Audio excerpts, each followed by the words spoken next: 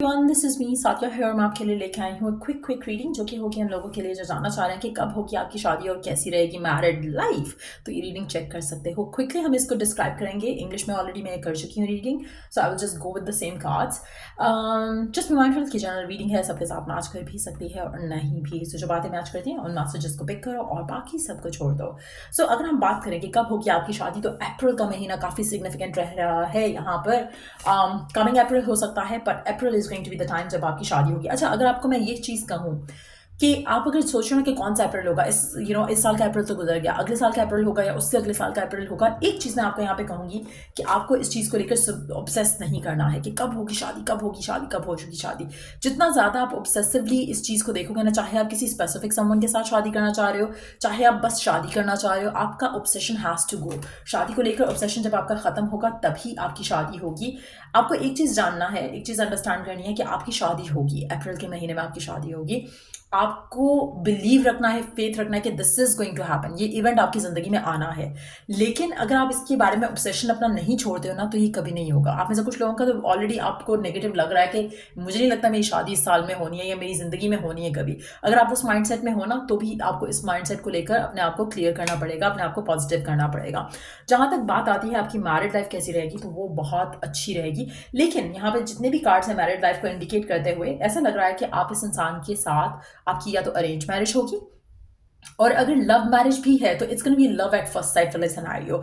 मुझे नहीं लगता कि आप एक दूसरे को जान सकोगे उस छोटे से टाइम फ्रेम में और आपकी शादी हो जाएगी इस इंसान के साथ। तो ईदर इट्स अरेंज मैरिज या फिर लव मैरिज वो वाली है जहाँ पर चटमंगनी पट ब्याह वाली चीज़ होगी, जहाँ पे आप एक दूसरे को सिर्फ अभी थोड़ा सा जाने हो, या लव एट फर्स्ट साइट आपको लगता है कि ब्यूटीफुल है पर्सन, हैंडसम है पर्सन, तो आप चूज करोगे कि हाँ हम एक दूसरे से शादी कर लेते हैं। तो उस तरह की सिनेरियो में आपकी शादी होगी, लेकिन आप एक दूसरे को जान पाओगे शादी के बाद। आपकी फ्रेंडशिप जो है वो शादी के बाद डेवलप होगी, और उसके बाद आपके और आपके पर्सन के दरमियान में जो क्लोजनेस है, जो एक कनेक्शन है, वो ब्लूम करेगा। तो मुझे लगता है कि अरेंज मैरिज के चांस ज़्यादा हैं, लेकिन अगर लव मैरिज भी है तो क्विक वाली लव मैरिज होगी, जहाँ पर 1-2 हफ्ते के अंदर अंदर आप दोनों की शादी हो जाएगी।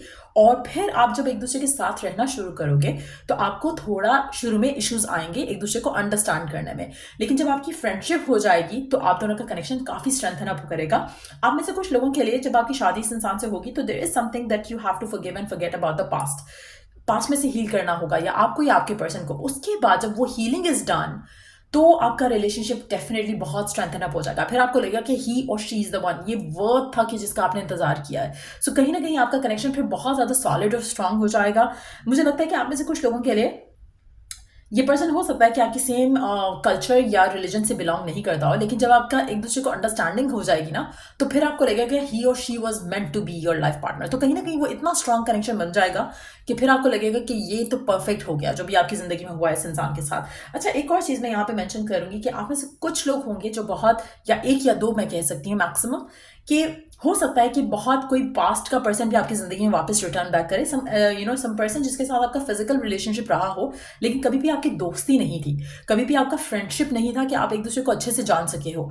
तो ये भी पॉसिबल है कि कोई ऐसा पर्सन आपको out of nowhere approach करे जो आपसे शादी करने का कह रहा है, जिसको आपने पहले कभी जाना था या मिले थे या डेट किया था, लेकिन आप दोनों के दरम्यान में स्टिल एक अंडरस्टैंडिंग नहीं है। सो आपकी शादी तो हो जाएगी, लेकिन ये पर्सन आपका बेस्ट फ्रेंड शादी के बाद बनेगा, आपकी अंडरस्टैंडिंग शादी के बाद डेवलप होगी, तो वो भी पॉसिबिलिटी है। लेकिन आप में से वो लोग जो राइट नाउ किसी करंट पार्टनर के साथ हैं, 1-2 साल हो चुके हैं, ये वो पर्सन नहीं है जिससे आपकी शादी हो रही है, क्योंकि ये पर्सन से आपकी शादी तब हो रही है जब आप एक दूसरे को जानते नहीं हो, अंडरस्टैंड नहीं करते हो, लेकिन आपकी शादी के बाद वो अंडरस्टैंडिंग बनेगी। इसीलिए अगर आपका कोई सेक्सुअल या फिजिकल रिलेशनशिप रहा किसी के साथ इन द पास्ट, तो वो पर्सन वापस आ सकता है, उससे आपकी शादी हो सकती है। ये भी पॉसिबल है कि एक नया पर्सन आया जिससे आपको प्यार होगा, या उसको आपसे प्यार होगा, उससे आपकी शादी होगी। ये भी पॉसिबल है कि एक रिलेशनशिप जो है वो प्रपोजल के थ्रू आपकी ज़िंदगी में आता है, उससे आपकी शादी होगी। लेकिन आपकी मैरिड लाइफ जो है उसको 3 से 6 महीने लगेंगे, जब उसमें आपको एक ज़बरदस्त किस्म का कनेक्शन फील होना शुरू होगा। सो इनिशियली थोड़ा स्ट्रगल लगेगा, लेकिन स्ट्रगल ऐसा नहीं होगा कि फाइट्स या आर्ग्यूमेंट्स होंगे, लेकिन आपको थोड़ा लगेगा कि ये कैसा पर्सन है, ये कैसा पर्सन है। लेकिन जब आप एक दूसरे को जानोगे, अंडरस्टैंड करोगे, तो आप दोनों का कनेक्शन जो है स्ट्रेंथन अप होगा। सो बहुत अच्छी शादी की ज़िंदगी गुजरेगी आफ्टर दैट। लेकिन मुझे लगता है कि ये जो फीलिंग होती है ना कि you are feeling so happy and fulfilled, ये आपको 3 से 6 महीने के बाद फील होना शुरू होगी इस इंसान के साथ। सो या ये रीडिंग आप लोगों की अगर आपको हेल्प किया हो, गाइड किया हो, तो लाइक शेयर सब्सक्राइब जरूर करो। Till I do the next reading आप लोगों के लिए, टेक केयर एंड बाय।